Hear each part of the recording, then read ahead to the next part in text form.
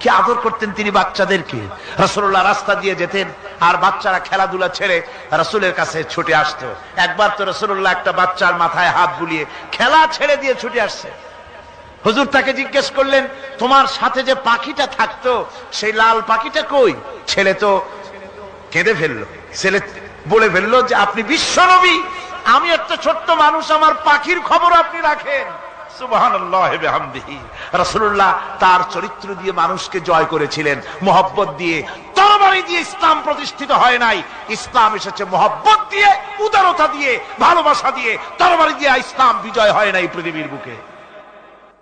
পিতামাতার প্রতি ভালোবাসা ইসলামের এক মহান শিক্ষা, যা দেখতে পাওয়া যায় রাসূলুল্লাহ সাল্লাল্লাহু আলাইহি ওয়াসাল্লামের চরিত্রে। আল্লাহ রাব্বুল আলামিন বলেন, ওয়াকুল লাহুমা কাওলান কারীমা। মা বাবার সঙ্গে সম্মানজনক কথা বলো, খবরদার বেয়াদবি করবে না। আর মা বাপের জন্য, তাদের জন্য আমি আল্লাহ রাব্বুল আলামিনের কাছে দোয়া করো, রব্বিরহামহুমা কামা রাব্বায়ানি সাগীরা। পড়েন সবাই, রব্বিরহামহুমা কামা রাব্বায়ানি সাগীরা। আল্লাহ রাব্বুল আলামিন শিখাই দিলেন বান্দারে, তোর মা বাপের জন্য আমার কাছে দোয়া কর, আয় আল্লাহ আমার মা বাপ যেমন ছোট্টবেলায় আমাকে স্নেহের কোলে লালন পালন করেছে, মাবুদ গো আমার মা বাপকে তোমার রহমতের কোলে লালন পালন করো। আল্লাহ শিখাই দিচ্ছে। হাদিস শরীফ এসেছে, হুজুর বসে আছেন মসজিদে নববীতে, সাহাবায়ে কেরাম বসা। এক বৃদ্ধা মহিলা প্রবেশ করেছেন মসজিদে, হুজুর তাকে দেখে দাঁড়ায় গেলেন। মহিলা আসার পর নবীজি নিজের গায়ের চাদর বিছিয়ে দিলেন।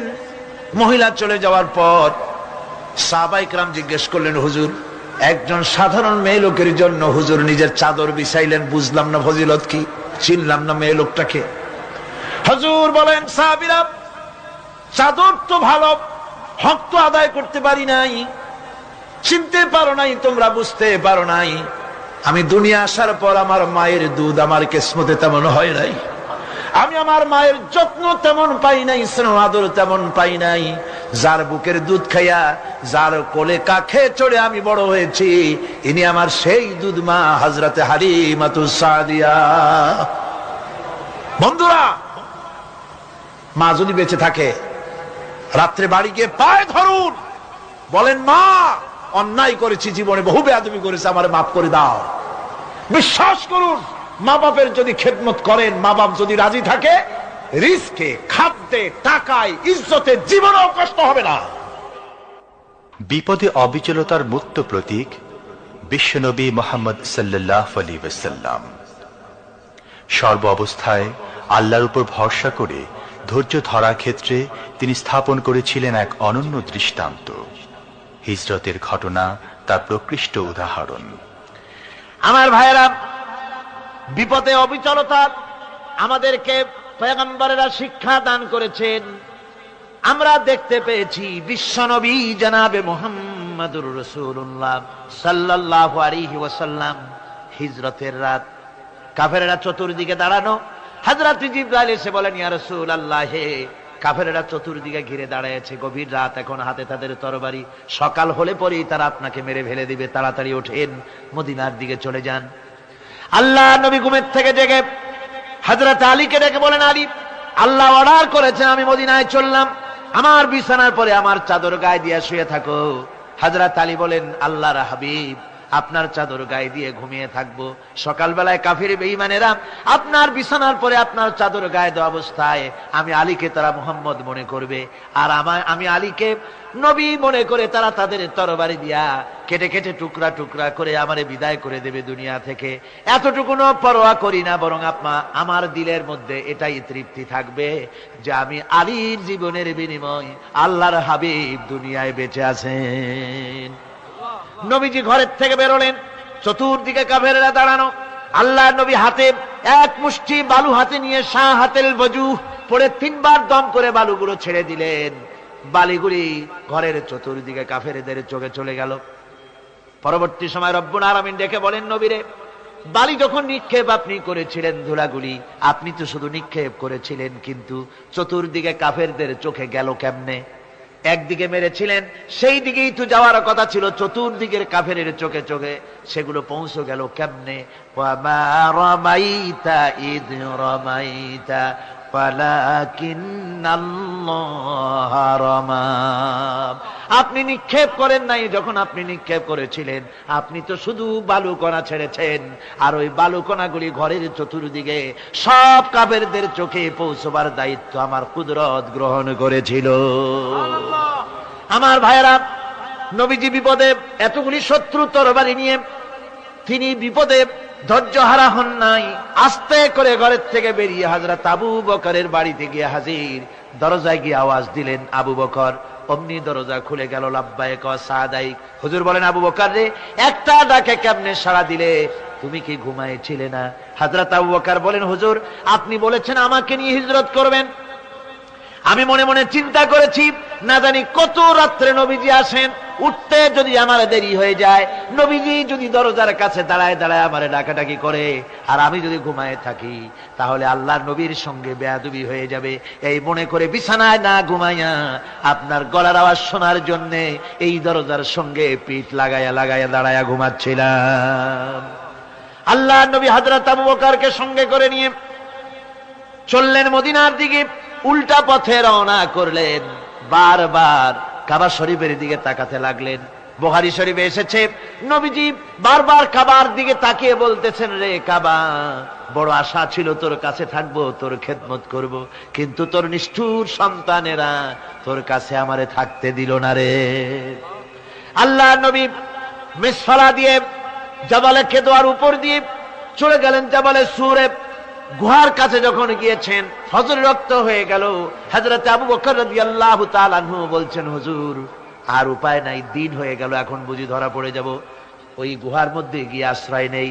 তবে আপনি দাঁড়ান, গুহার ভিতরেই পাহাড়িয়া গুহা, বিচ্ছু থাকতে পারে, সাপ থাকতে পারে, আমি আগে ঢুকি, যদি কোনো হিংস্র প্রাণী থাকে আমার উপর দিয়া আঘাত হয়ে যাক, আল্লাহর নবী হেফাজতে থাকুক।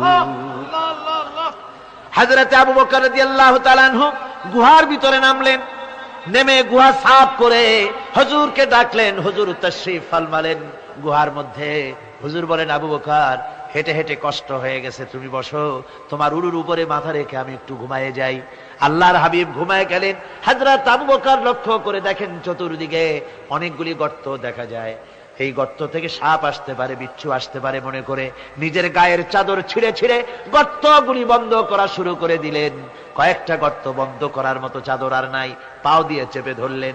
এক পাহাড়িয়া বিষধর সাপ বেরোবার জন্য চেষ্টা করে বেরোবার পথ খুঁজে না পেয়ে হযরত আবু বকরের পায়ের উপরে দংশন করেছে। বিষের যন্ত্রণায় হযরত আবু বকরের চোখ থেকে পানি দরদর করে পড়ছে। রাসূলুল্লাহর ঘুম ভেঙে গেল। আল্লাহর নবী তাকিয়ে বলেন, আবু বকর, চোখে পানি কেন? বাড়ির কথা বুঝি মনে পড়ে গেছে? হযরত আবু বকর বলেন, ইয়া রাসূলুল্লাহ, আল্লাহর নামে কসম করে বলি, যেই দিন আমি ঈমান এনেছি ওই দিন থেকে আমার মা বাপ, আমার কোলে আমার সন্তান, আমার স্ত্রী, আমার জায়গা জমি ঘর বাড়ি, এমনকি আমার নিজের আত্মার চাইতে হুজুর আপনারে ভালোবাসি বেশি। তাহলে কাঁদো কেন? হযরত আবু বকর বলেন, হুজুর বাড়ির জন্য কাঁদি না, ছেলে পেলের জন্য কাঁদি না, সাপে দংশন করেছে, যন্ত্রণায় কাঁদতেছি। আল্লাহর নবী সঙ্গে সঙ্গে মুখ থেকে থুতু বার করে যন্ত্রণার জায়গায় লাগাই দিলেন। সঙ্গে সঙ্গে যন্ত্রণা বন্ধ হয়ে গেল। হুজুর বললেন, আবু বকর, প্রথম যখন তোমার এই আঘাত করেছিল সাপে, আমাকে কেন তাড়াতাড়ি বলো নাই? এতক্ষণ তো তোমার কষ্ট হতো না।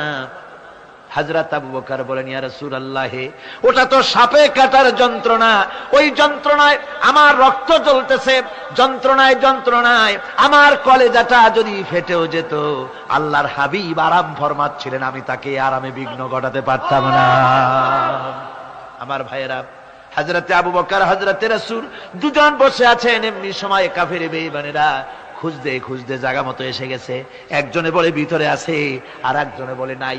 পায়ের যদি থাকবে তাহলে মাকড়সায় জাল বুনালো কি করে, পাখি ডিম পেড়ে বসে আছে কি করে, তাদের সন্দেহ হতে লাগলো।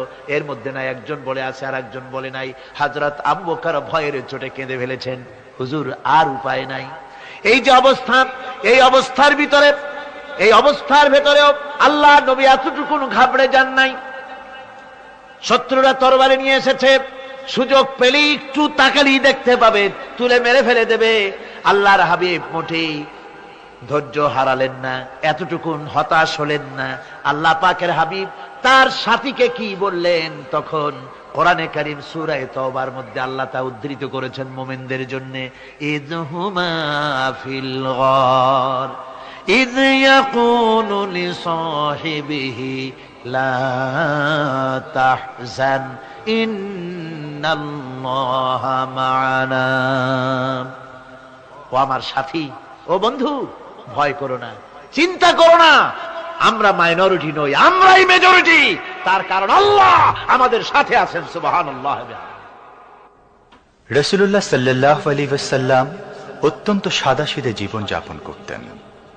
হিজরত করে মদিনায় গিয়ে ইসলামী রাষ্ট্র কায়েম করার পরও তার দারিদ্রতা কাটেনি।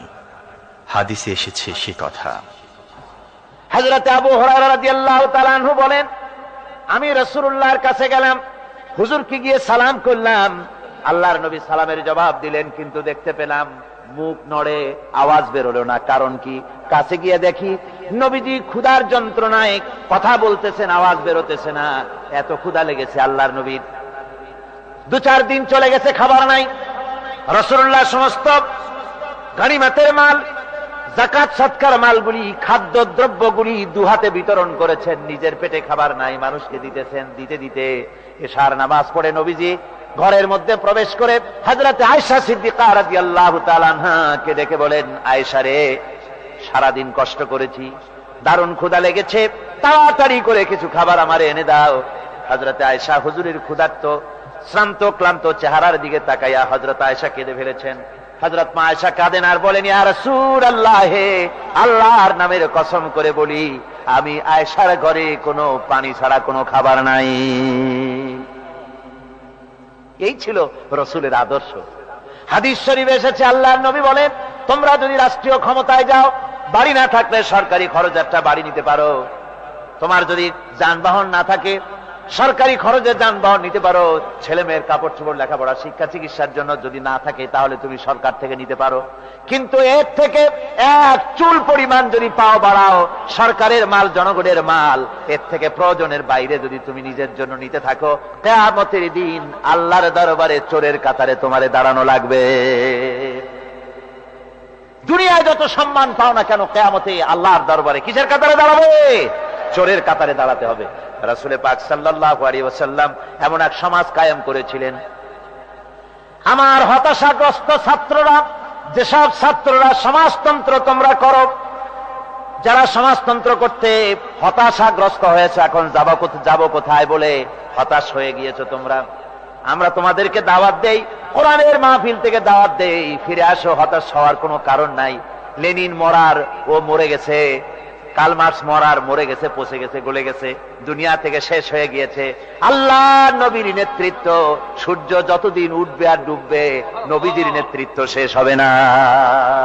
ওই নেতৃত্বে আসো, রাসূলের নেতৃত্ব মেনে নাও, কোরআনের শাসন মেনে নাও, তাহলেই শান্তি পাবে তোমরা।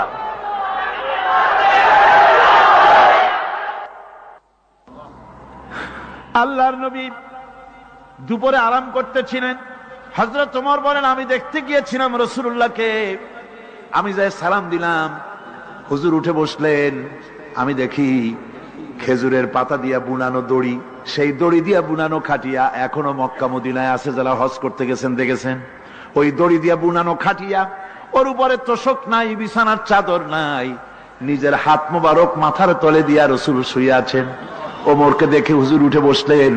ওমর বলেন, আমি রাসূলের পিঠের দিকে তাকায় দেখি দড়িগুলোর দাগ কেটে আছে। আমি সহ্য করতে পারলাম না, আমি শিশুর মতো ডুকরে কেঁদে উঠলাম, বললাম, ইয়া রাসূলুল্লাহ, হে, এই পৃথিবীর কাফির বেঈমানেরা এত শান্তি করলো দুনিয়ায়, আর আল্লাহর হাবিবের পিঠে দড়ির দাগ বরদাস্ত করতে পারছি না। আপনি আমার অনুমতি দেন, একটা তোশক আপনার জন্য বানায় দেই। হুজুর আমার বলেন, ওমর রে, শোনো, দুনিয়ায় শান্তি করার জন্য আমি আসি নাই।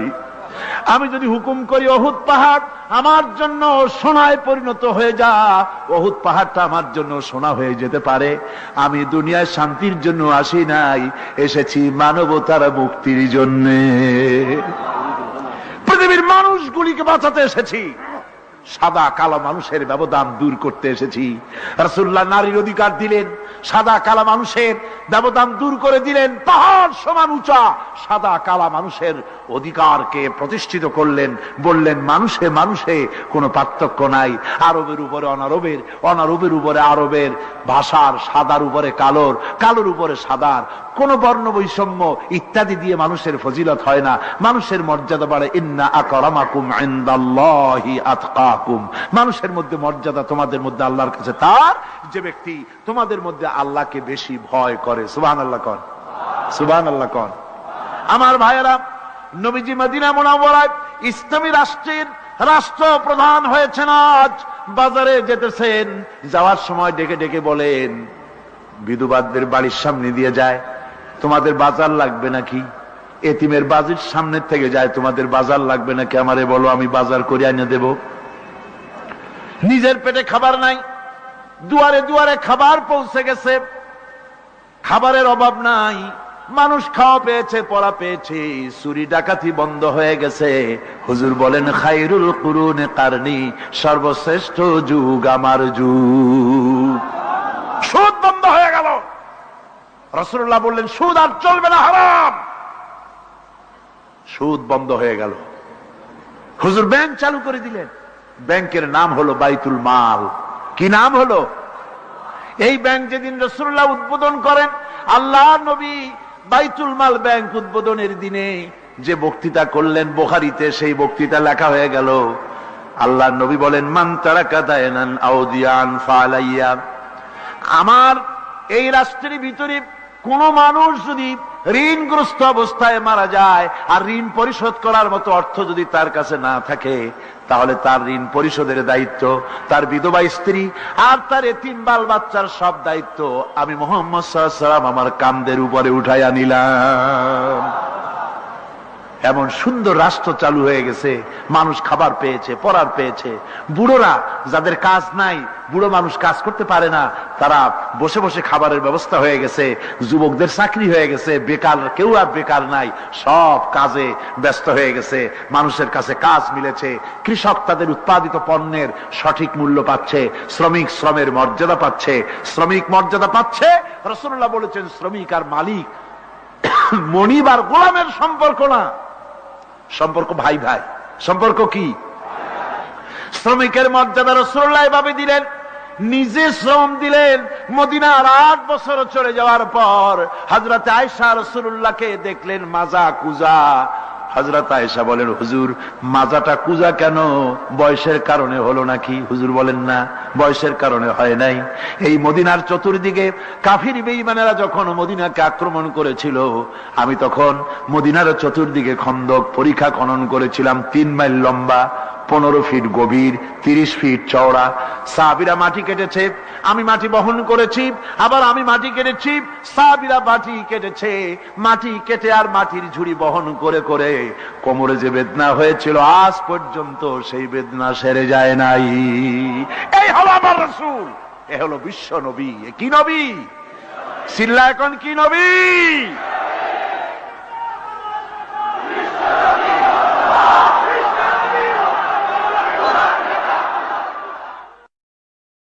হুকুম করি, উহুদ পাহাড় আমার জন্য সোনায় পরিণত হয়ে যা, উহুদ পাহাড়টা আমার জন্য সোনা হয়ে যেতে পারে।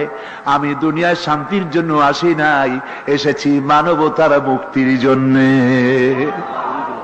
পৃথিবীর মানুষগুলিকে বাঁচাতে এসেছি, সাদা কালো মানুষের ব্যবধান দূর করতে এসেছি।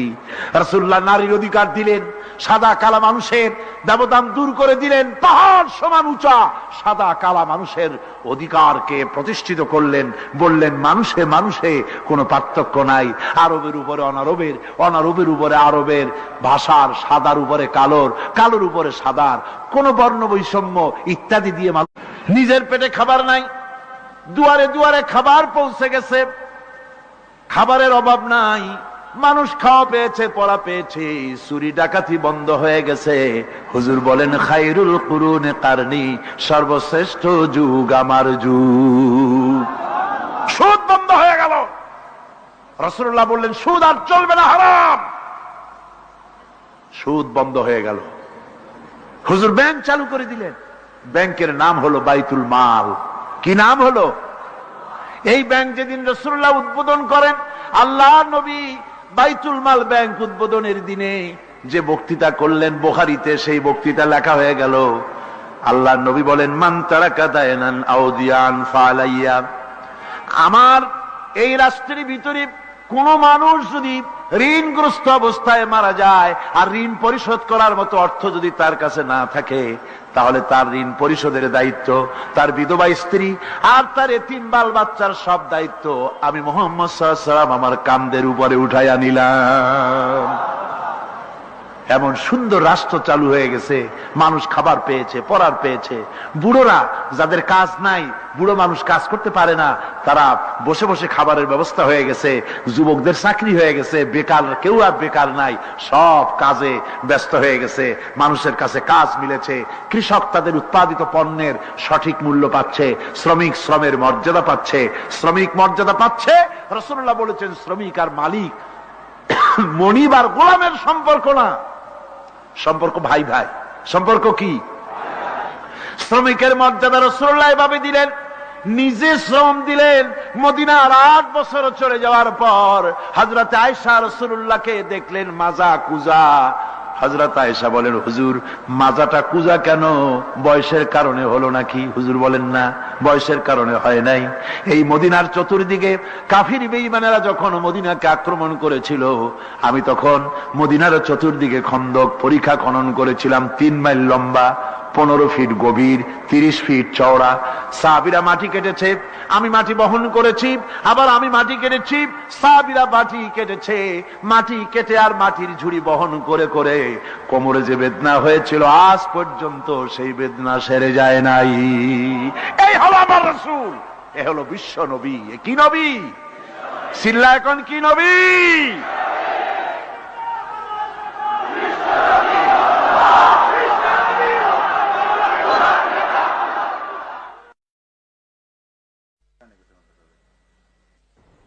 বিসমিল্লাহির রহমানির রহিম।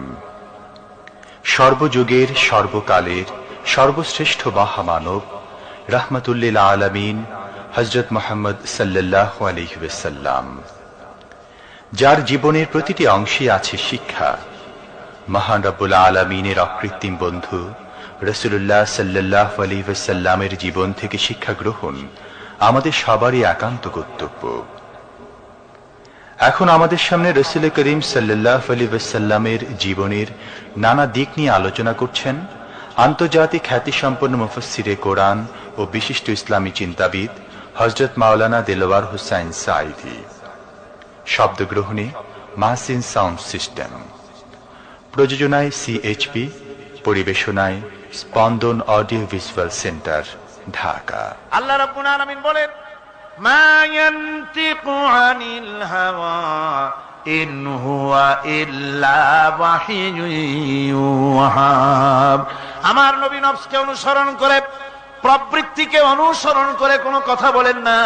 আমার নবী যেটা বলেন সেটা হলো ওহী। আমি যা বলতে বলি তাই তিনি বলেন। ওয়ালাউ তাকাওয়ালা আলাইনা বা'দাল আকাবিল। আমার নবী যদি নিজের থেকে বানিয়ে কোন কথা যদি কোরআনের ভিতরে আমার নামে চালায় দিতেন, আমি আল্লাহ রাব্বুল আলামিন আমার নবীর ডান হাতকে চেপে ধরতাম আর তার কণ্ঠ নালীকে আমি আল্লাহ রাব্বুল আলামিন কেটে ফেলে দিতাম। তিনি যা বলেছেন সব কার কথা?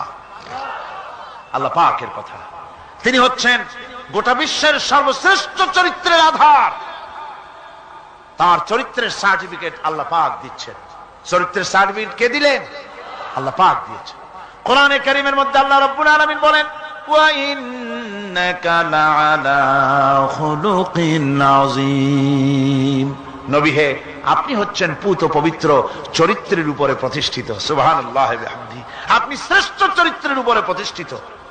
দেখুন রাসূল করিম সাল্লাল্লাহু আলাইহি ওয়াসাল্লাম নবুয়ত পাওয়ার পর যখন তিনি ঘরে প্রবেশ করেছেন, সর্বপ্রথম হযরত জিবরাইলের সঙ্গে জীবনের প্রথম দেখা, ভয় পেয়েছেন, শরীরে জ্বর এসেছে এবং হযরতে খাদিজাকে গিয়ে বলছেন যে আমাকে ঢেকে দাও, আমি ভয় পেয়েছি। হযরতে খাদিজাতুল কুবরা রাদিয়াল্লাহু তাআলা আনহা তিনি রাসূলকে বলছেন, আবুল কাসেম, হে কাসেমের পিতা, আপনার ভয় পাওয়ার কোনো কারণ নাই, আপনাকে জিন বা শয়তান কোনো অনিষ্ট করতে পারে না, কারণ আপনি এতিমদেরকে, মিসকিনদেরকে খেতে দেন, আপনি বিধবাকে আশ্রয় দেন, আপনি প্রতিবেশীর হক আদায় করেন, আপনি আত্মীয়দের হক আদায় করেন। কি সার্টিফিকেট দিচ্ছেন? স্ত্রী তো স্বামীর জন্য ভালোবাসা দিতে পারে, মহব্বত দিতে পারে, জান দিতে পারে, কিন্তু ঈমান তো আনতে পারে না। ঈমান আনা তো এত সহজ ব্যাপার না। কিন্তু রাসূল করিম সাল্লাল্লাহু আলাইহি ওয়াসাল্লাম যখন তাকে তাওহীদের দাওয়াত দিলেন, রিসালাতের দাওয়াত দিলেন এবং বললেন আমি নবী, হযরত খাদিজা এক মুহূর্ত দেরি করেন। হযরতে খাদিজা তার কাছে রাসূলুল্লাহ যখন রিসালাতের দাওয়াত পেশ করলেন, সঙ্গে সঙ্গে হযরত খাদিজা পড়ে নিলেন লা ইলাহা ইল্লাল্লাহু মুহাম্মাদুর রাসূলুল্লাহ। জোরে সোরে পড়েন লা ইলাহা ইল্লাল্লাহ, লা ইলাহা ইল্লাল্লাহ।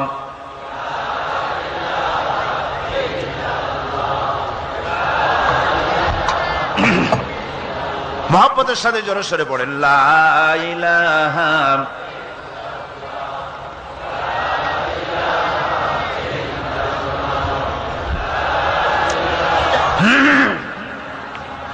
লা ইলাহা ইল্লাল্লাহু মুহাম্মাদুর রাসূলুল্লাহ। আমার বন্ধুগণ, রাসূল করিম সাল্লাল্লাহু আলাইহি ওয়াসাল্লামের উপরে স্ত্রী ঈমান আনলেন। খাদেম ছিলেন হযরতে যায়েদ। খাদেম তো তার প্রভুর জন্য জান দিতে পারে, মাল দিতে পারে, মহব্বত করতে পারে, সব পারে। খাদেম ঈমান আনতে পারে না, যেহেতু খাদেমের কাছে তার সাহেবের ইনস এন্ড আউট, তার ভেতর বাইরে সবকিছুই পরিষ্কার থাকে। হযরতে রাসূলের খাদেম ছিলেন হযরতে যায়েদ। হযরত যায়েদ তার উপরে যখন 15 বছর খাদেম ছিলেন রাসূলুল্লাহ, হুজুর যখন তার কাছে দাওয়াত পেশ করলেন, যখন রিসালাতের দাওয়াত পেশ করলেন, তাওহীদের দাওয়াত দিলেন, খাদেম যায়েদ একটু চিন্তা করলেন না, সাথে সাথে পড়লেন লা ইলাহা ইল্লাল্লাহু মুহাম্মাদুর রাসূলুল্লাহ। রাসূলের বন্ধু ছিলেন হযরত আবু বকর সিদ্দিক রাদিয়াল্লাহু তাআলা আনহু। 20 বছরের বন্ধু। কত বছরের বন্ধু? 20 বছর। 20 বছর বসে একজন বন্ধু আর একজন বন্ধুকে চিনতে মোটেই কিছু বাকি থাকে না। হযরত আবু বকর রাদিয়াল্লাহু তাআলা আনহু তার কাছে যখন রাসূলুল্লাহ নবুয়তের দাওয়াত পেশ করলেন, হযরতে আবু বকর রাদিয়াল্লাহু তাআলা আনহু এক মুহূর্ত দেরি করেন নাই, বলেছেন আপনার চরিত্র নবুয়তের চরিত্র। আগেই বুঝতে পেরেছি সাধারণ মানুষের চরিত্র এমন হতে পারে না। তিনিও কালেমা পড়ে মুসলমান হয়ে গেলেন। সাহাবায়ে কেরাম রাসূলের প্রতি এই মহব্বত, এই শ্রদ্ধা তারা পোষণ করেছেন। নবী তার চরিত্র দিয়ে মানুষের সামনে নিজেকে প্রকাশ করেছেন। তার চরিত্র দুই রকম ছিল না, চরিত্র একরকম ছিল। ব্যক্তিগত চরিত্র আর পারিবারিক চরিত্র দুই রকম না। তার ব্যক্তিগত যে চরিত্র ওইটাই ছিল তার ঘরের চরিত্র, যেটা ছিল ঘরের সেটাই ছিল বাইরের। হযরত আয়েশা সিদ্দিকা রাদিয়াল্লাহু তাআলা আনহা সাহাবীদের প্রশ্নের জবাবে বলেছেন রাসূলের চরিত্র হচ্ছে কোরআন। রাসূলের চরিত্র কি? কোরআন। রাসূলুল্লাহ এই পৃথিবীতে কেন আসছেন? আসার কারণ হলো তিনি হচ্ছেন আদর্শ। আল্লাহর নবী বলেছেন লাকাদ কানা লাকুম ফি রাসূলিল্লাহি উসওয়াতুন হাসানাহ, তোমাদের জন্য গ্রহণযোগ্য মহত্তম আদর্শ হতেছে তোমাদের রাসূল। তোমাদের রাসূলের ভিতরেই তোমাদের আদর্শ রয়েছে। তার কাছ থেকে তোমরা আদর্শ গ্রহণ করো। তিনি এতিমের আদর্শ, শিশুর আদর্শ, কিশোরদের আদর্শ, যুবকের আদর্শ, তরুণের আদর্শ, বৃদ্ধের আদর্শ, পিতার আদর্শ, নানার আদর্শ, স্বামীর আদর্শ, সেনাপতির আদর্শ, শ্রমিকের আদর্শ, রাষ্ট্রপ্রধানেরও সকলের জন্য আদর্শ। যেই যুগে বেহায়াপনার উলঙ্গপনা দিয়েছিল সমাজ ভর্তি, আল্লাহর ঘর তাওয়াফ করে নারী আর পুরুষেরা উলঙ্গ হয়ে, সেই যুগে রাসূলুল্লাহ যখন কাবা শরীফ রিকনস্ট্রাকশন হচ্ছিল, পুনর্নির্মাণ হচ্ছিল, তখন তিনি বহন করছিলেন পাথরগুলি মাথায় করে। তার